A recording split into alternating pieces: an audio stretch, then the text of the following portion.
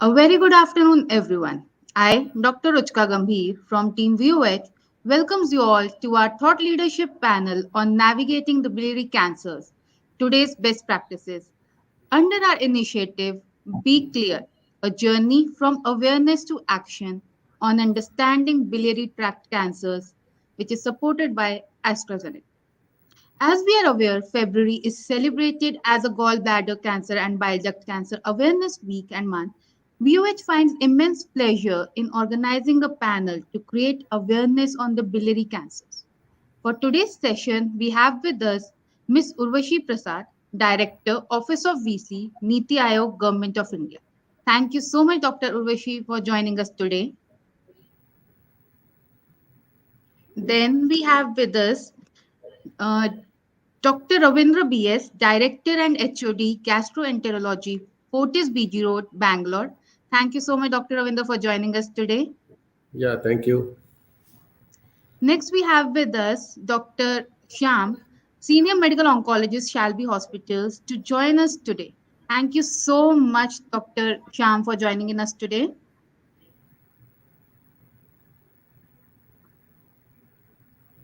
Next, we have with us Dr. Shyam Aggarwal, Chairman and Director, Department of Oncology, Sir Gangaram Hospital, New Delhi. Thank you for joining us today. So we would like to commence with our session now. When we already have all our speakers here, we would like to begin our session with Miss Urvashi Prasad. Ma'am, before we start the understanding on what a biliary tract cancer is, what are the causes, signs and symptoms associated, we would like to listen to your views on what initiatives have government undertaken to reduce the prevalence of biliary tract cancer in India, and also, in your opinion, how is it going to help in reducing the burden of BTC in India? Yeah, thank you for having me here. So I think, as you said, that biliary tract and gallbladder cancers, these are particularly becoming particularly challenging in India. And just to say a few, kind of facts before I actually get into what we are trying to do, because that obviously links to that. So I think one is that, as we look at a lot of the data, we find that the incidence is especially high in the north, northeast, central, and eastern parts of the country. And in fact, the incidence has been on a steady increase in both genders. Now, of course, in India, like many other cancers, the challenge is that the presentation of these particular cancers is often at advanced stages, and that carries a poorer prognosis, as is true for many other cancers as well. And the fact that in India, these types of cancers are usually affecting younger patients, in contrast to, say, the Western world.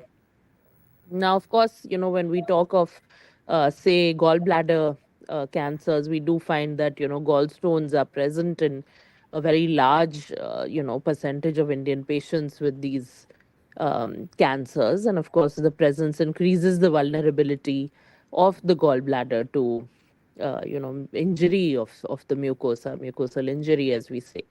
So, that is obviously, one of the very clear factors that we find.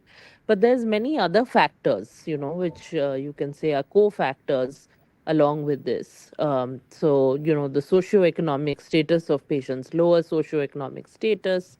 There's also patients with chronic, salmonella typhi infection, or helicobacter pylori infection. And then there is a big challenge of exposure to pollutants, heavy metals, chemicals, and smoking, of course, in patients in which are identified with this particular disease. So I think one of the big issues that we are trying to work on, and that is where it becomes a very multi-sectoral effort within the government, is also to reduce the environmental risk factors. So we have a huge amount of soil and water contamination in many of these regions where we find a particularly high incidence by industrial waste, by agricultural effluents, human sewage. So, these are, of course, potential risk factors.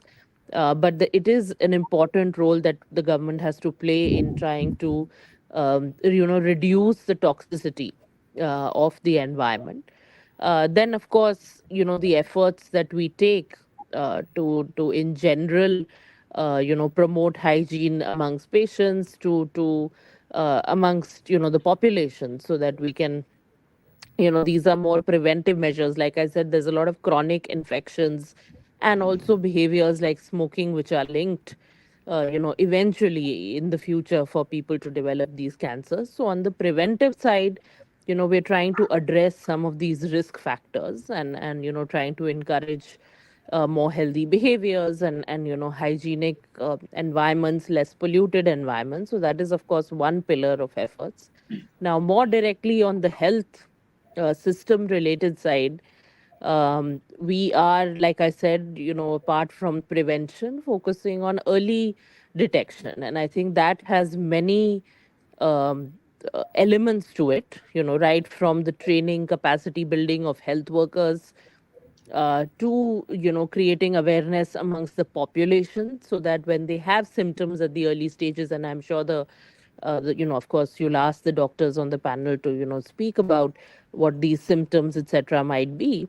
But the idea is that we try and catch these patients as early as possible, because, like I said, currently our biggest issue is that we catch a lot of them very late, or with advanced disease or metastatic disease. So that is something that we are really focusing on, that we strengthen the health system to try and, obviously prevent as many as we can, but inevitably there will be people who develop these cancers. So in those people, try and identify it as soon as possible, rather than waiting for a late stage diagnosis. So that is where the bulk of the efforts are going. But of course, then, there is inevitably treatment, and that is something that we have to cover, and whether it's through insurance, whether it's through different means. And I think this is where public private partnerships particularly are important, because the government alone is obviously not going to be able to necessarily cater to all the cost of treatments, especially if you have the most latest treatments that we would like to provide a large number of people with. So I think bringing down the cost of treatments, ensuring better access through insurance, these are all areas that we need to focus on. I guess we lost the signal with Miss Urvashi. The kind of different areas in which the government is intervening as far as these cancers are concerned. Back to you. Thank you. That was really self-explanatory, and you actually kind of explained my next question, which was for you. That how actually do you think that if you could bit more elaborate on like what kind of public-private partnerships do you think can help us in reducing the burden? Although I agree you have already Yeah, explained it, we would get a yeah. bit more clarity on this. Yeah, so yeah, I mean, I think in every aspect of the like I was talking about this whole spectrum, right from the prevention, early detection, going through to treatment, um, and follow up.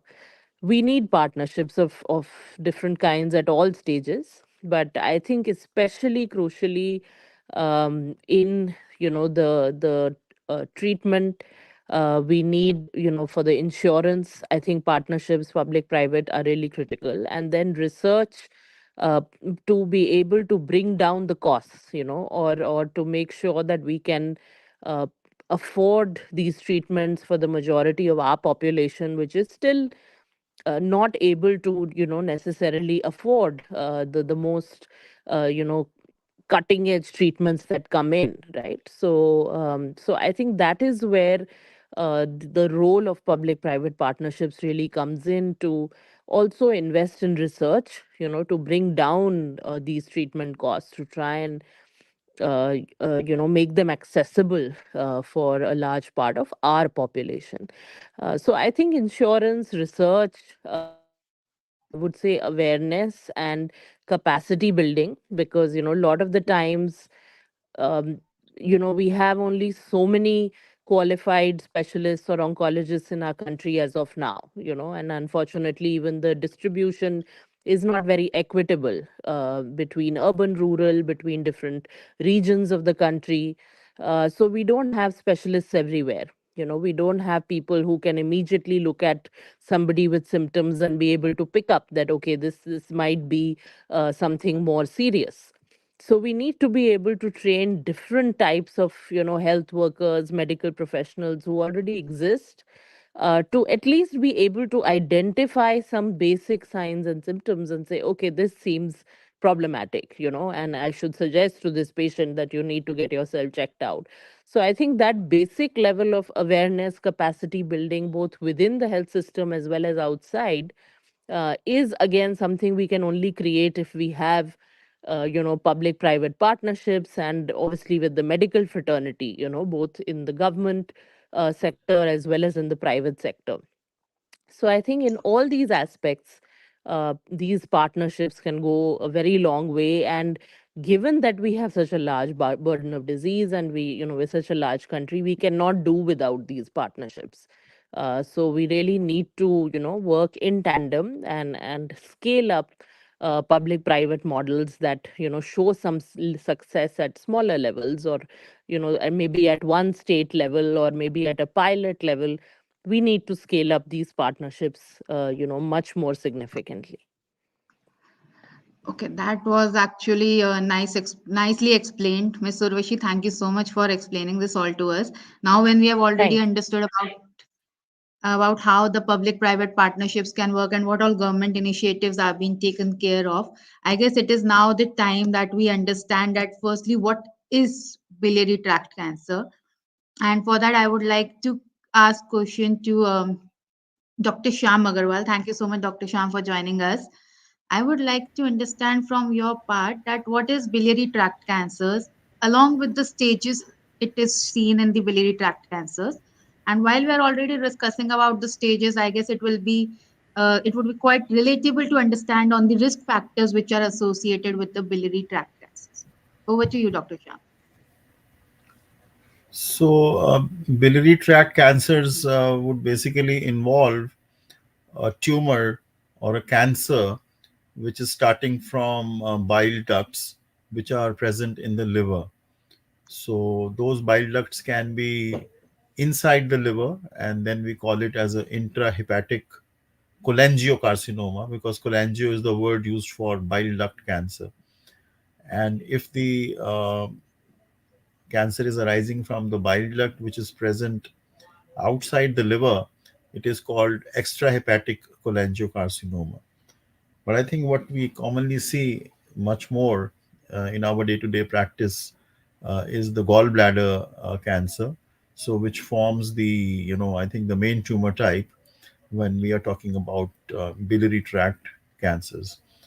So, in general, when you talk about staging, the tumors, when they are confined to the site of origin, for example, in gallbladder, if it is just limited to the endothelium of the gallbladder, well, then that would mean that we are dealing with the first stage of cancer. So then gradually the tumor invades the muscle of the gallbladder, and that then becomes a stage 2.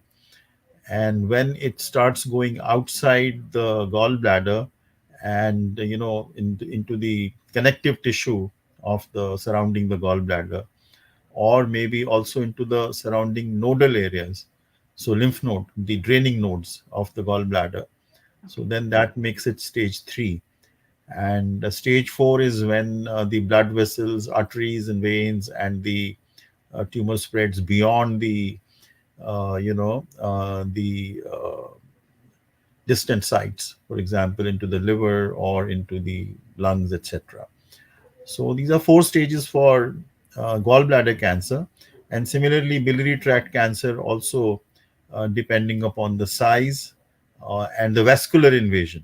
So if there is no vascular invasion, it is considered as stage one, and if it is going into the vessels, it becomes stage two and three, and then of course the distant metastatic sites.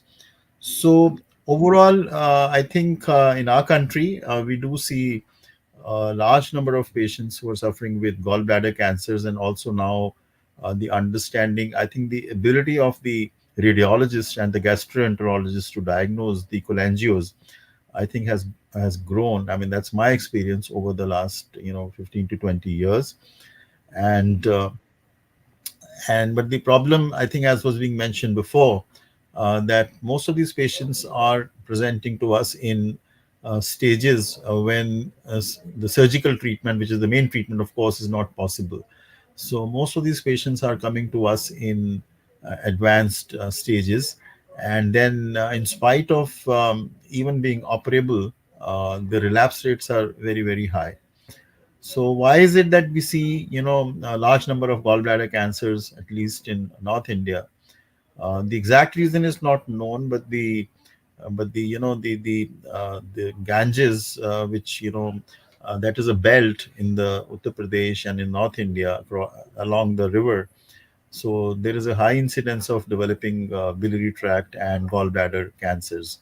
So also possibly related to the development of gallstones, which are left, untreated, unattended, because they are most of the times asymptomatic, or even if they when get symptoms, they get relieved with some antibiotics or painkillers, and people ignore, getting the gallbladder out. So these are some of the predisposing factors with which people can have develop gallbladder and bile duct cancers. Uh, so I think this is what I would say here. Yeah. Thank you so much, Dr. Shyam. It was quite insightful to understand us that what are the risk factors which are associated with the biliary tract cancers. Moving on, my next question will be for Dr. Ravindra. Dr. Ravindra, as you are the director and head of the gastroenterology department, we would like to hear from your end about the current epidemiology of biliary tract cancers. Basically, how many patients do you kind of encounter on a daily basis which ends up with the biliary tract cancers? And what are the most basic or the most common signs and symptoms which are seen in these patients? Over to you, Dr. Ravindra. So you are on mute actually. I think, as Dr. Shyam told already, the biliary tract cancer basically involves the bile duct cancer. We call it as cholangiocarcinoma. But because in this particular context, because gallbladder cancer is the most common cancer what we see compared to the biliary duct cancers. But unlike we have a north-south divide even here, in south we don't see so many gallbladder cancers. As Dr. Shyam told, it is mainly the gangetic belt. We don't see so much of gallbladder cancer at all.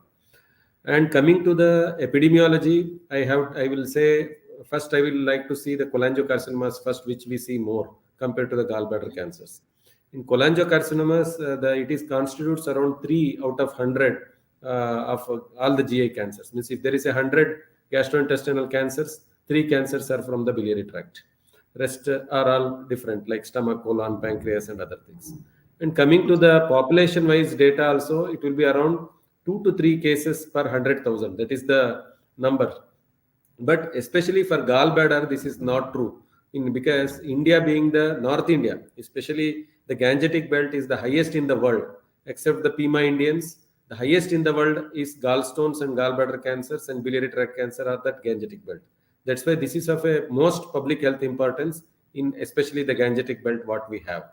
This is in this case it may be still more. We don't have an exact data of how many 100,000, how many cases we have in this belt. But in at least in south it is 2 to 3 cases per 100,000. But it will be still more higher in the North Gangetic belt. And coming to the risk factors for all these cancers, especially let me tell about cholangiocarcinomas first. The risk factor for cholangiocarcinomas are people who have primary sclerosing cholangitis. Means those who have the bile ducts, they get inflammation and then they develop cholangiocarcinomas. And in India especially, it is because of the infections. Basically, there is a disease, we call it as relapsing pyogenic cholangitis. The bile duct inside the liver, they will have stones and repeated infections. That is the second common thing. In fact, in India, I would put this is first, second is primary sclerosing cholangitis, and third thing is choledochal cyst. Choledochal cyst means these are the liver tubes which become very much dilated, and then they go on to develop the problems of cholangiocarcinoma. This is the third risk factor what we look. And the fourth important thing is people who have cirrhosis, hepatitis C virus infection, hepatitis B virus infection. Nowadays, we are seeing them more having cholangiocarcinomas. This is the third risk factor. PSC, choledochal cyst, and then inflammation. We call it as RPC, that is repeated inflammation of the bile ducts, that is leading on to bile duct cancer, cholangiocarcinomas. Okay. And then the next entity is genetic factors. As we all know, there are polyposis syndromes. Lynch syndrome is one condition where we have more cholangiocarcinomas. This is the fourth risk factor we have. And fifth, as Madam Urvashi told, these toxins, environmental things. One is thoratrash, people who work in auto, rubber, chemical industries, they have high incidence of cholangiocarcinomas. And the most important thing is alcohol and smoking. This is the commonest rampant reason for cholangiocarcinomas, which we should all be aware. And one more very important thing is people who are obese, people who have diabetes, people who are metabolic syndrome. These are people who are having high cholangiocarcinomas as well as gallbladder cancers also. I think these are the risk factors what we are looking at for the cholangiocarcinomas. And coming to the gallbladder cancer, which is very, very important in India, especially in North, is people who have gallstones. People who have gallstones, they have a higher incidence of gallbladder cancer, especially people who have more than 3 centimeter stones. These are the people who are at a higher risk of gallbladder cancer. And the second important thing is people who have gallstones for a very longer duration, say 15 years, 20 years, 30 years. These are the people who have to be, who have a higher incidence of gallbladder cancers. That is one thing.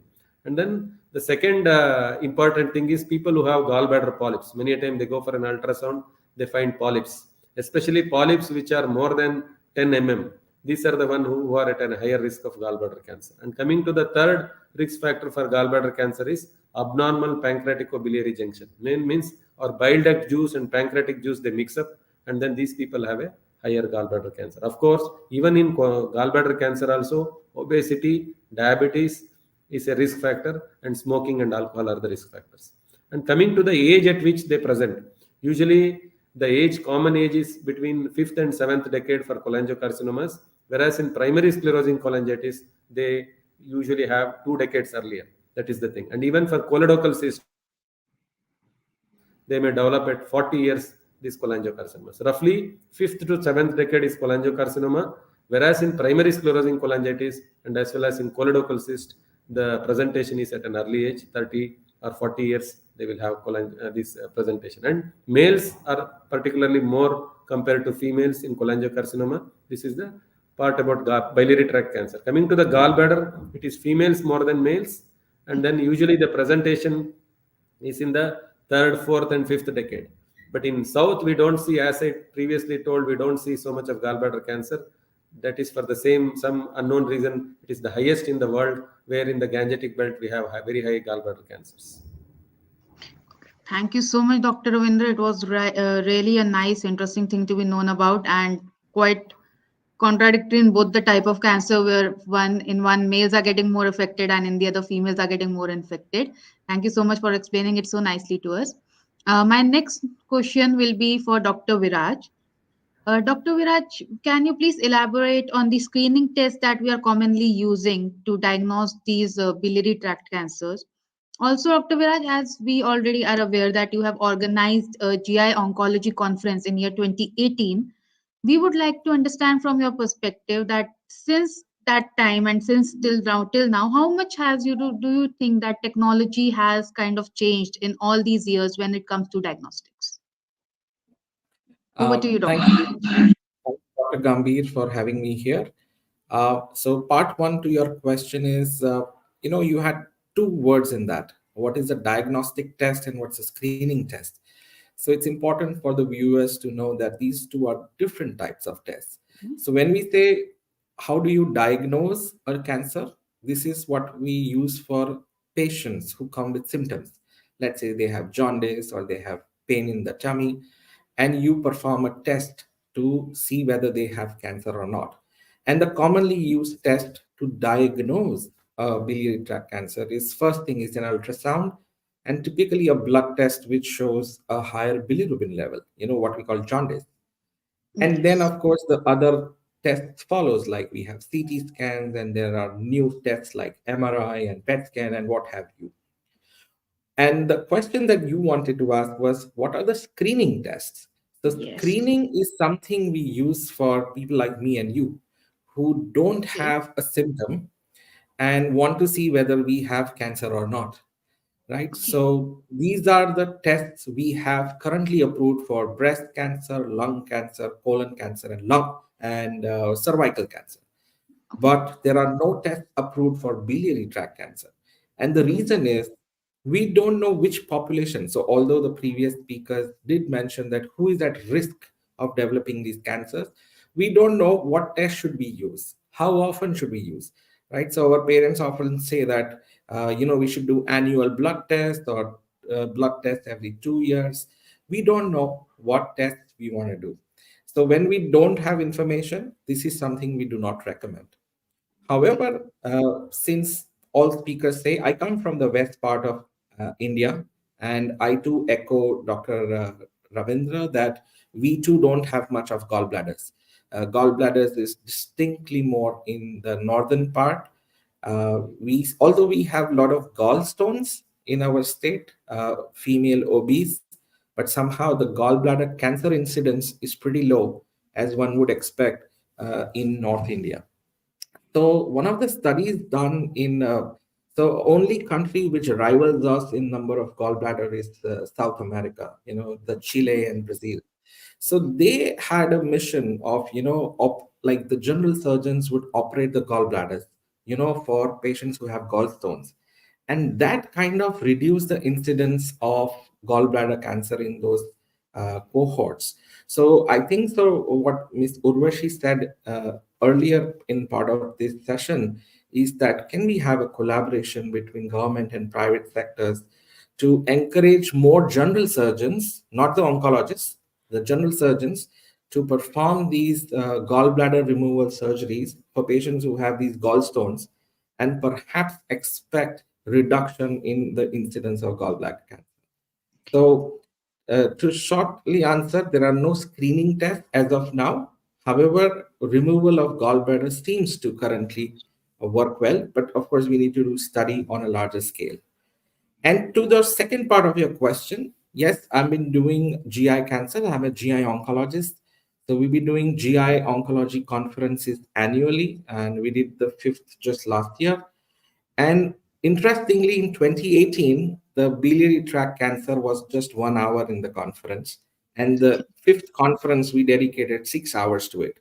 This is Okay. just to show you the research that is happening in this cancer. Before we had only simple chemotherapy, operations, and radiotherapy. And now the treatment and the diagnostics have just blasted a lot. We have a blood test which can see the mutations from your tumor. So several of diagnostic advancements have happened, and we put biliary tract now number one for GI cancer discussions in our conferences. Back to you. Actually, Dr. Viraj, that quite explains that we actually need to look bit more towards this whole biliary tract cancers and how we have progressed over these years from your understanding that giving 1 hour to the session and now to the 6 hours.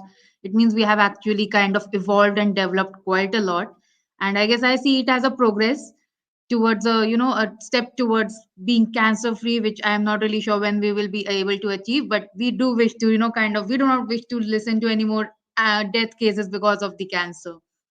So That's pretty now when we ambitious. are so it's always like who wants to actually talk about this, so I guess that's the reason I always think about it. Now when we have already talked about the what cancer is, the side effects, causes, I guess now it's the time we talk towards the treatment as well as the prevention. So my next question will be for Dr. Ravindra. Dr. Ravindra, we would like to understand from you that what are the treatment pathways which we are basically using nowadays? And the second part of my question will be that Do you think that tumor biomarkers have any role in the treatment of the biliary tract cancers? Over to you, Dr. Ravindra. Yeah, I think basically the treatment strategy is once patients, usually both biliary tract cancer and gallbladder cancers, the presentation, I think that we mixed it up. The thing is, they will have usually jaundice, body itching, abdominal pain, weight loss. These are the symptoms. I think the public has to be made aware that all jaundice is not hepatitis. This is the first Okay. message we would like to convey, because people think that jaundice means they usually take some traditional medicine, and then they think that the reason for jaundice is some hepatitis. Most of the time they are true. As I told you, 3 out of means the incidence is 2 to 3 per 100,000. But any jaundice in a patient who is more than 40 years, and then with lot of itching, people, the public and the media has to be made aware that please don't just take some traditional medicine and sit in the home, because this is where the mistake happens. I think the primary thing is the awareness in the people that if there is a jaundice, test first, and then that is the one important thing we should always tell. One. Coming to the thing, next the important thing is when these patients come with jaundice, itching, body, weight loss, appetite loss, then ultrasound is the basic test we do, followed by usually we do an CT or an MRI.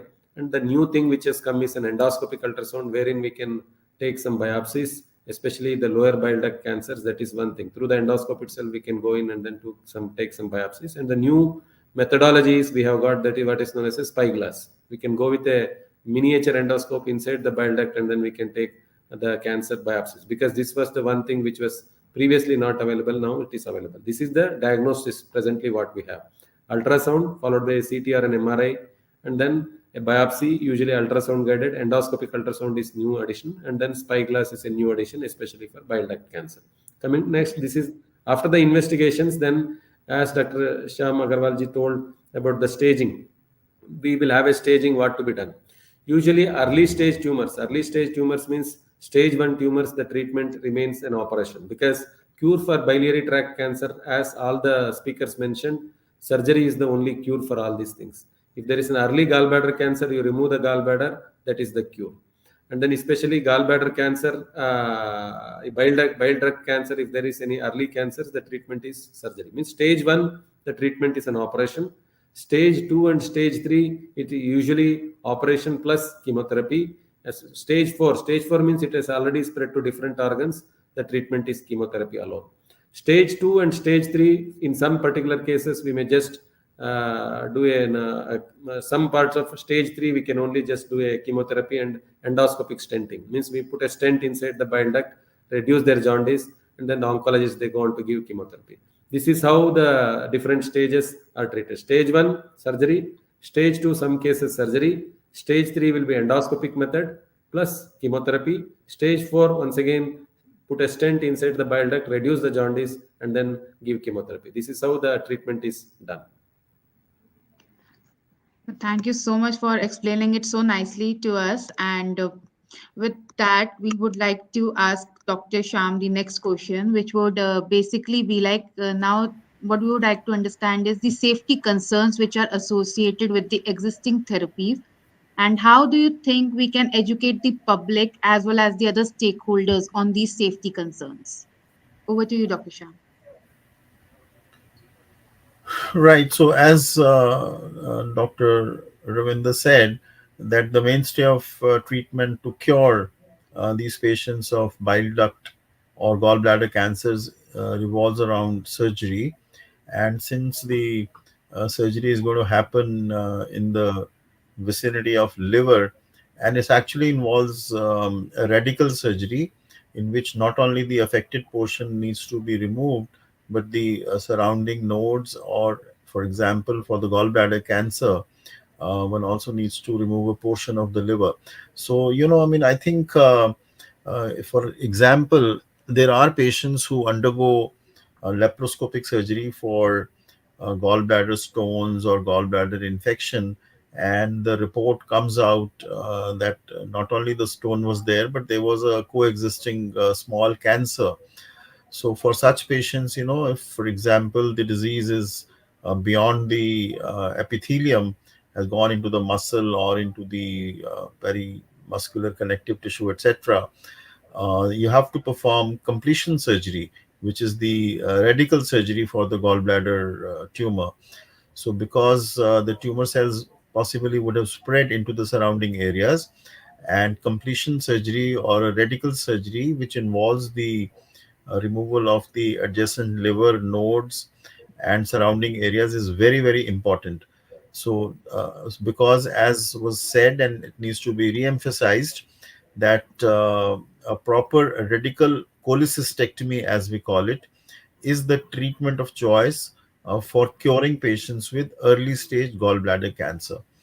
And in patients who have node involvement or the perimuscular tissue involvement, it needs to be followed up with what we call as adjuvant chemotherapy, in which we give uh, tablets of capecitabine by and large. Some doctors can also give intravenous chemotherapy with gemcitabine and platinum for a period of 6 months. So, this is all done to prevent the recurrence of cancer.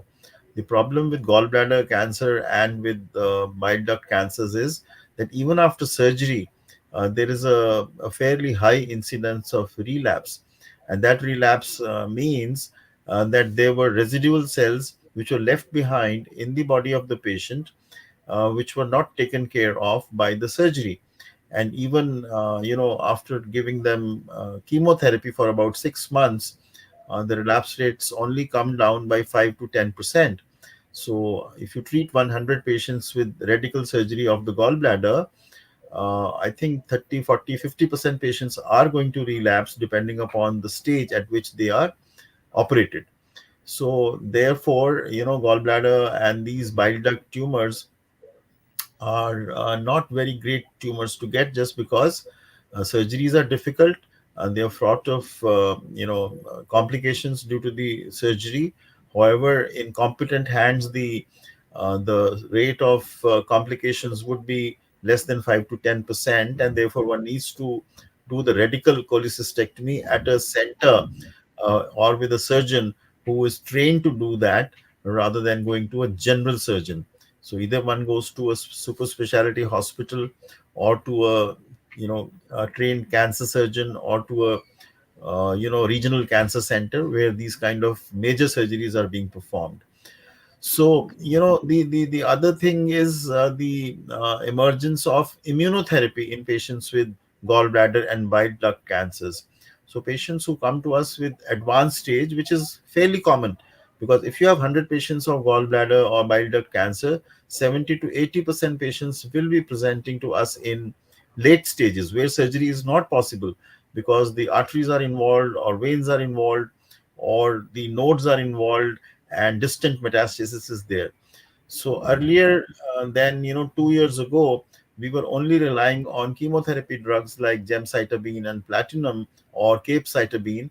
Now we have the availability of immune checkpoint inhibitors, and one such drug is called durvalumab, which is combined with chemotherapy. And although it is expensive today at this point in time, but if somebody responds to chemotherapy and immune checkpoint inhibitor therapy with durvalumab, well, actually, even in stage 4, one can expect 10 to 20% patients to live at 5 years. So it is not like zero. With chemotherapy, it used to be almost next to zero.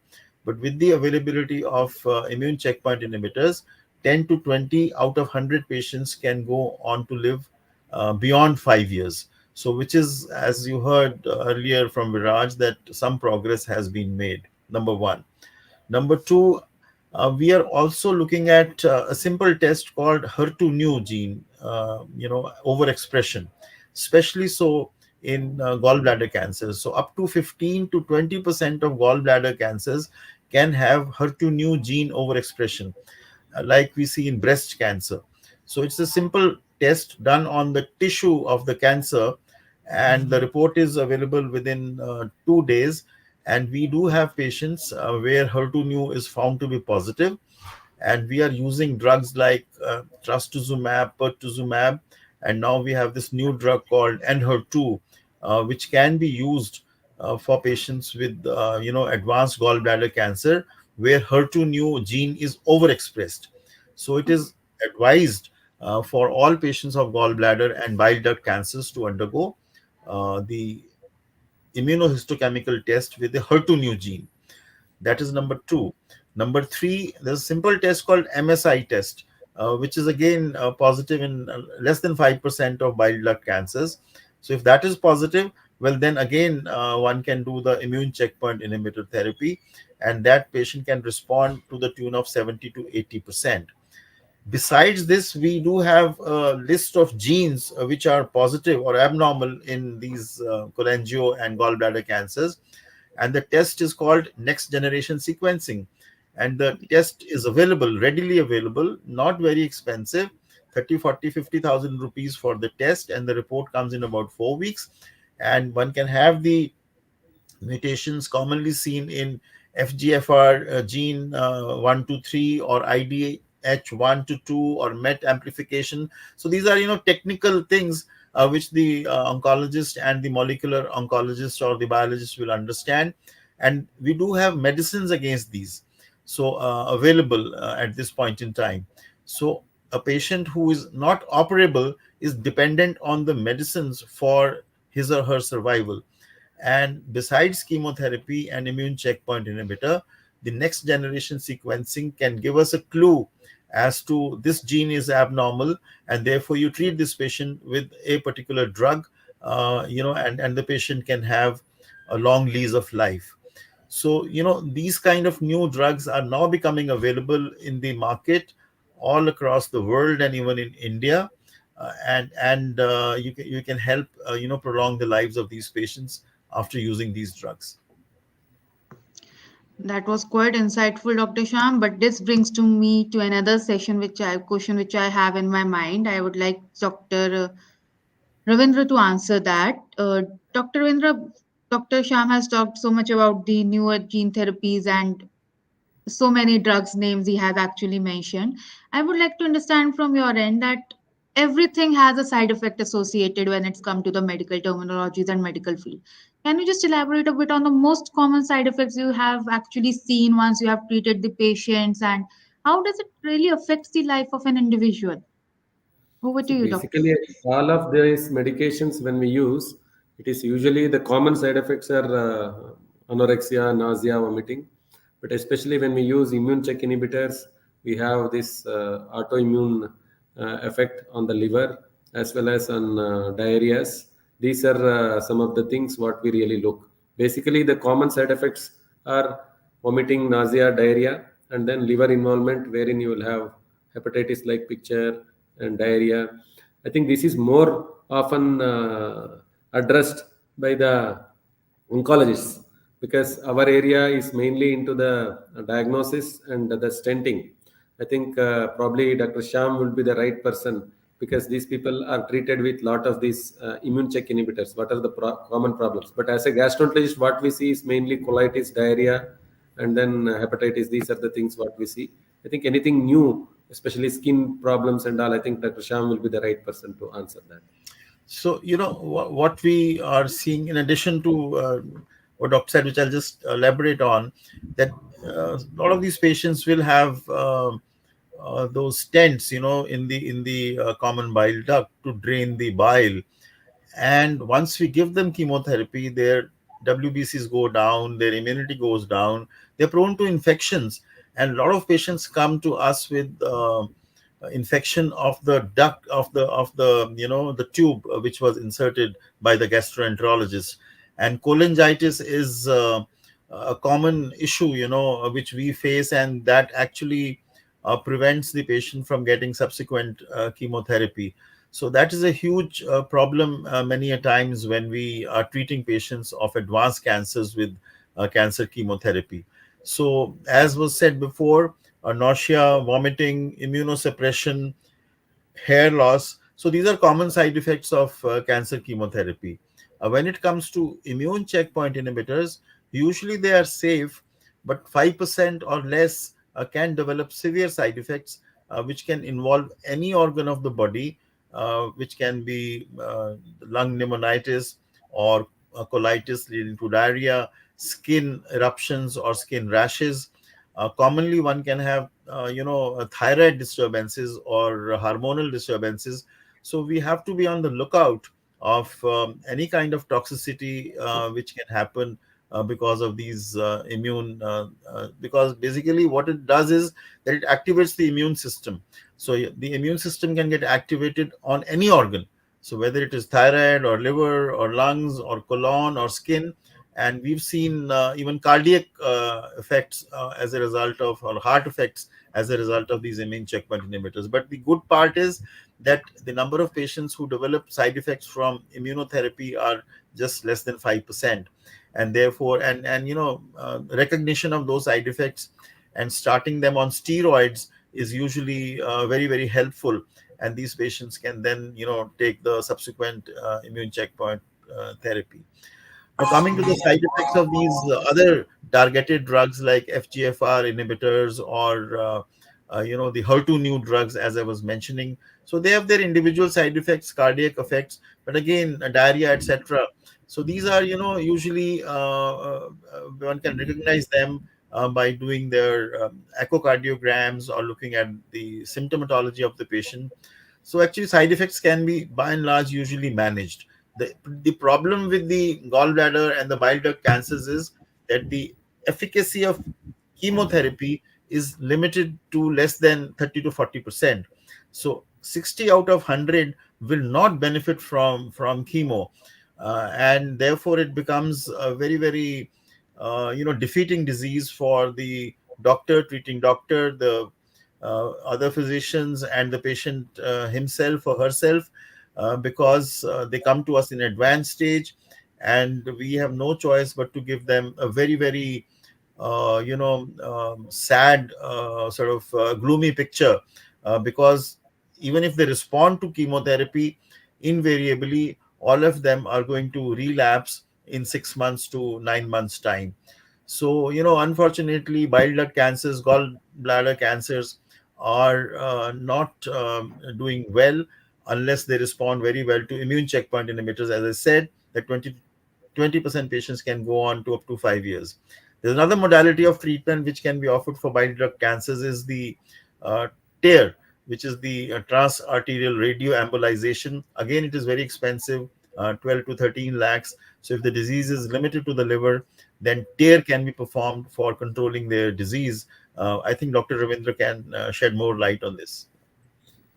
Yeah, I think basically in this we put the radiation thing into the tumor area, just like what we do in a liver cancer. We do what is known as a TACE, wherein we selectively cannulate the artery which is supplying the tumor, and then we put the appropriate the medicines in that. In TARE, it's a radioactive beads which will go into the particular artery, and then wherein it will this radiation will kill the tumor. This is known as a TARE procedure. It is done by the intervention radiologist, but the only issue at this point of time is the cost. Around 13 lakhs is the cost for the treatment, and but it has got a very good benefit in a particular set of patients where it is limited to a small part of the liver. Then the tear is a good modality. But overall, surgery in an early situation is the best modality of treatment. Immune check inhibitors are the game changers in 20% of the tumors, and then tear is one thing which in selected cases, but still we have unanswered 50 to 60% of our patients wherein we don't as Dr. Shyamji told, there is less of, we don't have much answers, because most of the patients, 80% of them, they come in a inoperable situation, and then in that 50 to 60% we cannot do great help for them. That's why early diagnosis is the key. Any jaundice has to be tested and then treated. That's the primary thing. In India, jaundice means they take traditional medicine first. That's why it is the importance of media as well as the government to test, to tell that all jaundices, they should get a good ultrasound, a good liver function test. That's the key for early diagnosis, which will make a big change, so that the 80% which we are not able to, are coming in a very late stage, can be now treated early. So I guess that was really explanatory and quite insightful for me also to understand. And I am not really sure what to say after this understanding about so many things about the therapies and all. The only thing which comes to my mind right now is that at the end, I believe that then prevention is definitely better than cure. Now, while we have already talked about this whole, what are the treatment pathways and understanding it sounds, in my understanding, it actually sounds quite complex and I don't know, costly. So I guess bestest way is to kind of prevent ourselves from getting into that category. So what are some preventive measures you would suggest to the public? I think the primary thing is the diet and the lifestyle. This is the very, very important key aspect. I think the primary thing is in the diet, people should always look at two good meal and the third meal, very light meal before dinner, before that sunset. That's the primary thing. And 50% of the plate should be green. That is very, very important. So that is the key important thing. And then avoid red meat. And this is one of the carcinogenic thing. And then no smoking, no alcohol. This is the third important aspect which we should highlight. And fourth important thing is exercise daily for at least 20 to 30 minutes. Don't increase your weight. That is the fourth important thing, which is also a major risk factor for cancers.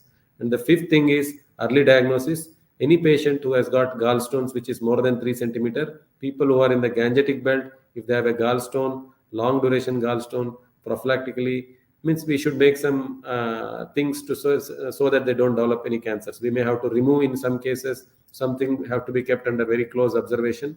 And the most important thing is whenever a patient comes with jaundice, more than the traditional medicine or whatever we give, first is test and treat. That's the key thing what we should, the motto of biliary tract cancer should be lifestyle and test and treat the jaundice. I think these are the key points. And people who have gallstones in gangetic belt, they have to be observed, and then the high risk cases have to be operated. I think that's the primary message we should give it to the public.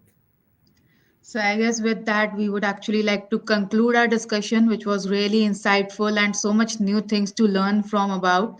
One thing which I would really like to understand for my better understanding is that why is the difference seen? Like you have told me everywhere around in North India, there are more cases of these cancers, while in the West India, Dr. Viraj explained that they do not encounter such cases. So is there any significant reason for the same? I think still now we don't know the exact the data, but I think the probably the diet, salmonella infection along the gangetic belt. I think this is the two primary things what we are seeing, because any patient, even in south when they come, if there is an upper abdominal pain from north, usually we find gallstones. That's the primary thing what we see. And then people who have gallstones for longer duration, and if they come with jaundice, the chances that they have a gallbladder cancers are very high. That's why in the gangetic belt there has to be some government and public private initiative why this high incidence of gallstones and gallbladder cancer. That is one we have to see. And second thing is all this the high risk belt what we have in India, we have to have a methodology so that we detect them early, treat them early. Don't because young patients they die because of cancers 30 years 40 years, they it's a shattering of the whole family which happens. That's why I think a good initiative in the high risk belt is very, very important so that we don't have a end stage disease like this. Thank you so much, Dr. Ravindra. It was really insightful and amazingly shared information. So, thank you so much. And with that, we would like to conclude this session. Thank you for educating us on about the types, the causes, and definitely the prevention which needs to be taken care of. We really wish that this session helps a lot of public to, kind of control the lifestyle modifications, whichever are needed by someone to prevent themselves from definitely getting affected with gallbladders first of all, and then to prevent themselves from getting infected through these cancers. So thank you so much, Dr. Ravindra, for joining us today and taking out time from your busy schedule, and also the esteemed speakers which I guess we lost because of some technical issues. I'm not really sure about it, but thank you everyone, and thank you for the viewers also for joining us on today for such an insightful session on the biliary cancers. Thank you so much, Thank you. Dr. Thank you.